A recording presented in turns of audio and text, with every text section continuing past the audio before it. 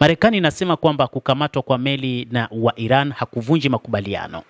Maoni hayo yanafuatia picha zilizotolewa na Tehran zikionyesha vikosi vyake vikipanda meli mbili ambazo alizikamata. Hatua ya Iran ya kukamata meli mbili za makontena katika mlango wa bahari wa Hormuz haikuwa ukiukwaji wa usitishaji wa mapigano kwa sababu hazikuwa za Marekani ama Israel. Ikulu ya Marekani imesema baada ya jeshi la walinzi wa mapinduzi ya Kiislamu ya Iran IRGC kutoa kanda ya video ya operesheni hiyo. Video hiyo iliyochapishwa Jumatano inaonyesha wafanyakazi wa IRGC wakikamata na kupanda meli mbili za makontena za kampuni ya usafirishaji ya Mediterania ya MSC Epaminondas, meli ya ukubwa wa kati na kubwa zaidi ya MSC Francesca. Meli ya tatu iliyotambulika kwa jina la Euphoria iliyokuwa ikielekea Jeddah pia iligongwa na kulemazwa katika operesheni hiyo. Utekaji wa meli hizo umeripotiwa kati ya Aprili 22 na 23 katika mlango wa bahari wa Hormuz, kitovu muhimu cha bandarini kwa biashara ya kimataifa na kitovu kikuu katika makabiliano kati ya Tehran na Washington tangu mashambulizi ya Marekani na Israel dhidi ya Iran kuanza mwishoni mwa Februari. Kanda ya IRGC inaonyesha wafanyakazi wenye silaha wakipanda kutoka katika boti za haraka na kuchukua udhibiti wa meli. Jeshi la wanamaji la IRGC lilisema meli hizo zililengwa kwa madai ya ukiukwaji wa baharini na kusindikizwa hadi kwenye maji ya Iran, kulingana na ripoti za vyombo vya habari. Technomar, kampuni ya usimamizi ya Epaminondas iliyosajiliwa Liberia na India, ilithibitisha meli hiyo ilifikiwa na kurushwa na mtumbwi wa bunduki katika pwani ya Oman na kuongeza kuwa daraja lake lilipata uharibifu mkubwa sana. Kampuni hiyo ilisema wafanyakazi 21 wa meli hiyo wa Kiukraine na Ufilipino walikuwa salama. Meli ya pili ya mizigo yenye bendera ya Panama MSC Francesca ilipata moto saa chache baadaye na kulazimika kusimama, ingawa haukukuwa na uharibifu au majeraha yaliyoripotiwa kwa wafanyakazi wake. Panama ililaani kile ilichokiita ukamataji haramu na kutaja kuwa tishio kubwa kwa usalama wa baharini, wakati tukio linaloonekana kwa wingi kama kulipiza kisasi shinikizo la Marekani na kuziba baharini bandari za Iran.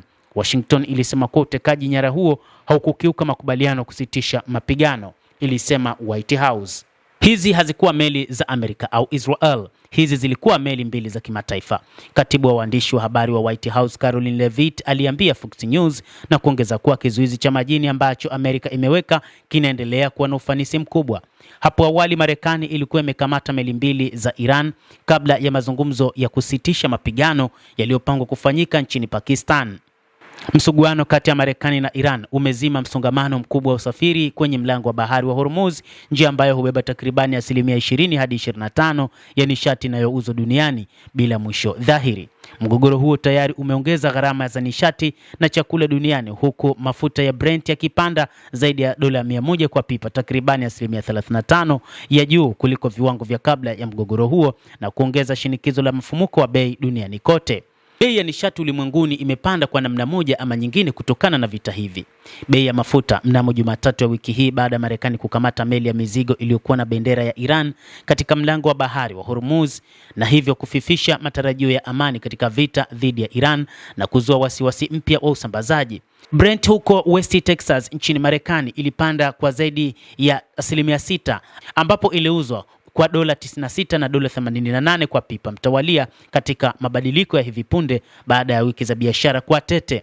Mafanikio hayo yalifuatia usumbufu mpya wa usafirishaji kupitia mlango wa bahari wa Hormuz mwishoni mwa juma baada ya kufunguliwa tena kwa muda mfupi mwishoni mwa wiki iliyopita. Tehran imeonya njia hiyo itasalia na vikwazo isipokuwa kizuizi cha majini cha Marekani kitakapoondolewa. Siku ya Jumapili, meli ya kivita Marekani ilishambulia na kukamata meli ya mizigo iliyokuwa na bendera ya Iran, Toska, katika ghuba ya Oman, kwa mujibu wa jeshi la Marekani, na meli hiyo ilikuwa ikijaribu kukiuka kizuizi cha majini na kufika Bandar Abbas kufikia mlango bahari wa Hormuz. Tehran ililaani hatua hiyo kama uharamia wa baharini wenye silaha, ikishutumu Washington kwa kukiuka usitishaji mapigano uliowekwa tangu Aprili 8 na kuonya kulipiza kisasi. Kampeni ya Marekani na Israel ya kulipua mabomu ilifanya Iran kuzuia kupita mlango wa bahari Hormuz, mfereji wa takribani 20 hadi 25% ya mafuta ya kimataifa kwa ajili ya meli za maadui, na kusababisha misururu ya ugavi, kupelekea bei ya mafuta kuwa juu zaidi. Wachambuzi wanasema masoko yanaguswa hasa na tishio la kupungua kwa usambazaji, huku wafanyabiashara wakiweka bei katika usumbufu zaidi wa mauzo ya nje ya Ghuba. Kuwait, muuzaji mkubwa wa bidhaa ghafi nje, imeripotiwa kutangaza nguvu kubwa katika usafirishaji wa mafuta pamoja na gesi. Mtazamaji, endelea kutufuatilia, lakini nikusihi usisahau kulike, kucomment, kadhalika kusubscribe channel yetu hii upate habari hizi kwa mapana kupitia The World News. Naitwa Damu Hussein.